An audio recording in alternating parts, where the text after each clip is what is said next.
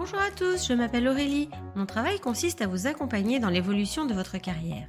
Après avoir constaté que de nombreuses personnes cherchent à découvrir de nouveaux métiers, j'ai décidé de partir à la découverte de salariés et de chefs d'entreprise qui acceptent de partager avec nous leur expérience. Chez Super Compétences, nous mettons notre expertise à votre service pour que vos projets prennent vie. Je suis très contente de vous partager l'enquête métier du jour. Vous êtes prêts? C'est parti! Bonjour à tous, je suis ravie de vous accueillir dans ce nouvel épisode. Je suis en compagnie de Maximilien qui est enseignant en SECPA. Bonjour Maximilien, Bonjour, merci de participer et de nous faire découvrir votre métier. Tout va bien? tout va bien, oui, parfait. Bon, eh bien, est-ce que vous pouvez vous présenter pour les auditeurs qui ne vous connaissent pas et leur raconter votre parcours et comment vous êtes arrivé à être enseignant en SECPA? Alors, je m'appelle Maximilien Lambard, du coup, j'ai 29 ans. Je suis enseignant en SECPA depuis 7 ans. Je suis arrivé en SECPA, en étant T1, c'est-à-dire la première année de titularisation. J'ai fait mon année de stage dans un CE2 CM1 près de Rouen. Et en fait, après, j'ai pas eu de poste lors de la première année. Et au 30 août, j'ai reçu un petit SMS des syndicats me disant: «Bonjour, vous êtes affecté en SECPA». Donc voilà, ça a été le drame, j'ai pleuré. Et ça fait maintenant 7 ans que j'y suis et je ne veux plus partir. Super. Et du coup, vous faites quoi au quotidien? Vous pouvez expliquer un peu votre métier? Ouais, alors, moi je m'occupe, d'élèves, qu'on appelle à BEP, c'est-à-dire à besoins éducatifs particuliers, avec, des gros troubles 10, donc, dyspraxie, dysorthographie, avec des TDA, donc des troubles de l'attention, voire même avec H, c'est-à-dire avec hyperactivité. Et au quotidien, je suis là pour les faire progresser dans toutes les matières qu'on peut enseigner au collège, puisqu'un enseignant ne sait pas peut enseigner dans l'ensemble des matières. Donc, moi je fais, du français, de l'histoire géo, des maths, des arts. Ma collègue s'occupe de la musique, et il y a des profs du général, de l'enseignement général, donc des professeurs de collège, qui s'occupent par exemple chez nous de la physique, de la SVT et toutes les choses comme ça. OK. Donc en fait, vous réunissez plusieurs matières et c'est vous qui choisissez celle que vous voulez faire ou c'est l'établissement qui vous l'impose? Alors, quand on arrive souvent, bah, c'est déjà choisi, donc c'est l'établissement, mais sinon on peut choisir entre nous, se répartir les matières, mais après tout dépend aussi des politiques d'établissement. Il y a des établissements qui laissent, les enseignants, parce que nous on est des professeurs des écoles qui interviennent en collège, donc ils peuvent nous laisser faire le sport. Dans d'autres établissements, c'est plus les matières scientifiques, mais en général, on a toujours le français, les mathématiques et l'histoire géo, les matières générales. Quelles sont vos conditions de travail? Alors moi, mes conditions de travail, c'est les mêmes conditions qu'un professeur de collège, c'est-à-dire que je travaille au sein du collège, j'ai ma salle comme beaucoup de collègues professeurs de collège. Pour un professeur en SECPA, il travaille 21 heures face élève, contrairement à un professeur de collège où c'est à 18 heures, ou à un professeur des écoles où c'est à 24 heures devant élève. Et après, on a un emploi du temps type professeur de collège, donc on peut avoir des heures de creux dans la journée, ou on peut avoir des grosses journées de 7 heures comme des demi-journées, tout dépend. Vous avez des classes allégées du coup? Oui, les classes de SECPA, théoriquement, ne doivent pas dépasser 16 élèves. Je dis bien théoriquement, parce que je sais que certains collègues peuvent monter à 18, voire un peu plus, malheureusement. Donc, c'est maximum 16 élèves pour pouvoir bien prendre en compte la différenciation pédagogique. C'est très important. Vous vous adaptez, à chaque élève? Oui, c'est quasiment des cours à la carte. Une notion, par exemple, un élève peut apprendre en ce moment, je suis sur la division. Un élève peut apprendre différemment la division. Donc, je peux avoir 4, 5, 6 groupes différents, avec 4, 5, 6 méthodes ou des moyens mémotechniques différents pour chaque élève. OK, donc c'est vraiment des parcours adaptés pour les élèves. Quelles sont les compétences nécessaires pour faire votre travail? Alors en SECPA, j'ai toujours tendance à dire que c'est, un métier à part.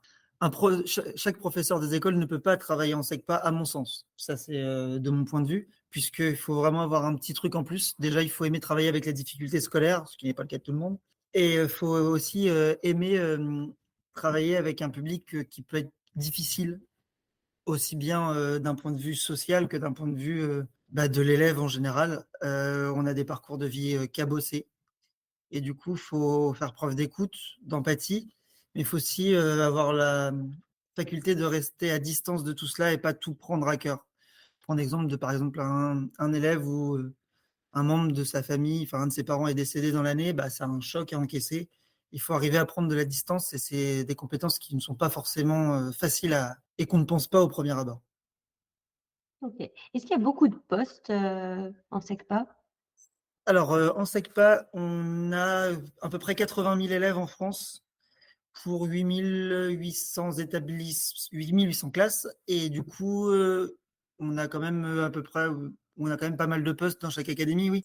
Mais ça reste assez marginal puisque ça représente 2% des élèves de collège en France. Parce que du coup, vous les suivez de la 6e à la 3e, comment ça se passe?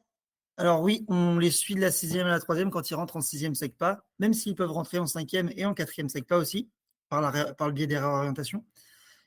Sinon, oui, on les suit de la 6e à la 3e, donc c'est un petit peu nos bébés, hein. Moi, là, mes 3e que j'ai cette année, je les connais depuis qu'ils sont tout petits en 6e. Là, maintenant, c'est des grands ados, dans le charme de l'adolescence d'ailleurs. Et du coup, oui, on les suit vraiment et on essaie de changer de matière quand même pour pas les avoir tout le temps. Enfin, pour ma part, je sais qu'il y en a qui les suivent en français sur 4 ans ou en maths, par exemple. Nous, on change les matières, on fait 2 ans avec ma collègue.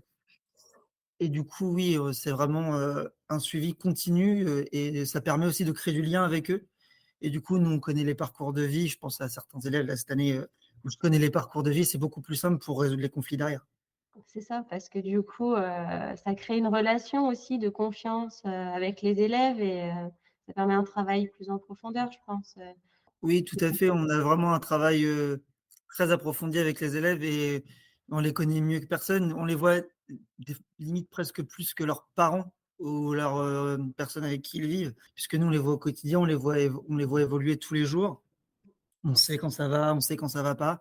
Un simple regard peut nous permettre de faire avancer les choses. Donc, c'est vraiment. J'ai tendance à dire que des fois, on a un peu leur parent de substitution, même si c'est pas le bon terme. Mais on peut arriver à résoudre des conflits juste parce que nous, ils ont confiance en nous. Ils peuvent se confier à nous et du coup, ça peut faire avancer les choses. Je pense à certaines situations qui, au lieu de dégénérer, ont pu être résolues comme ça. c'est chouette. Est-ce qu'il est possible d'évoluer une fois qu'on est enseignant en SECPA? Alors oui, il est possible d'évoluer. Alors déjà, pour être enseignant en SECPA, il faut passer le KPI, donc c'est-à-dire le diplôme d'enseignant spécialisé pour les professeurs des écoles, mais pas que, aussi pour les professeurs de collège. Ça, c'est pour être titulaire de son poste. Et après, en étant enseignant en SECPA, soit on peut passer dans toutes les catégories du spécialisé. Donc, il y a les enseignants en ULIS, les enseignants en IME, en centre pénitentiaire, en hôpitaux aussi. Et après, on peut aussi devenir directeur de SECPA, par exemple. D'accord. Quel est le parcours du coup pour, être enseignant SECPA? Vous avez parlé du KPI, mais avant ça?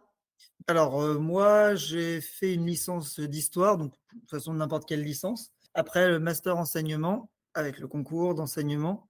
Et du coup, quand on est enseignant, bah, on peut être affecté en SECPA, même sans avoir le KPI, ce qui a été mon cas, pour combler les trous, hein, parce que clairement, quand c'est comme ça, c'est combler les trous.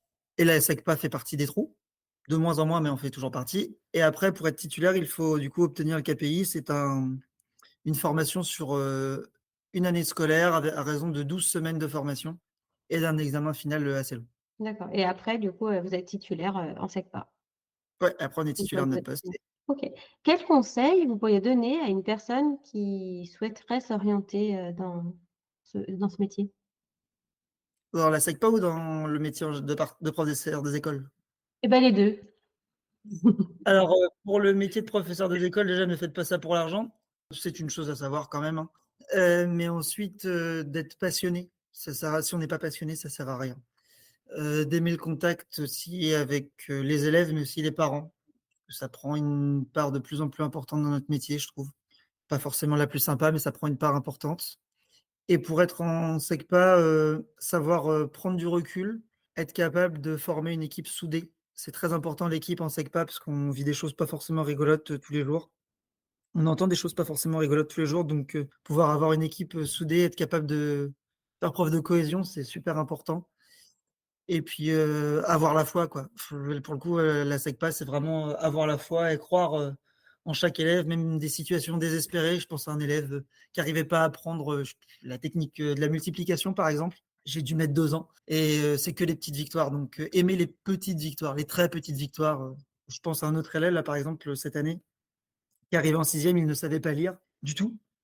Et maintenant, il arrive à lire et des compréhensions de texte de niveau 3e SECPA assez facilement et il va passer le brevet, quoi. Donc c'est aussi être capable de se remettre en cause pour après avoir des belles et grandes victoires.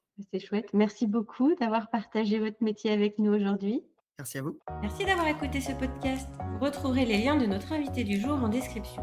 Vous trouverez également l'enquête métier du jour en version PDF dans les notes de l'épisode. Si l'interview vous a plu, n'hésitez pas à la relayer autour de vous et de la noter sur votre application de podcast préférée.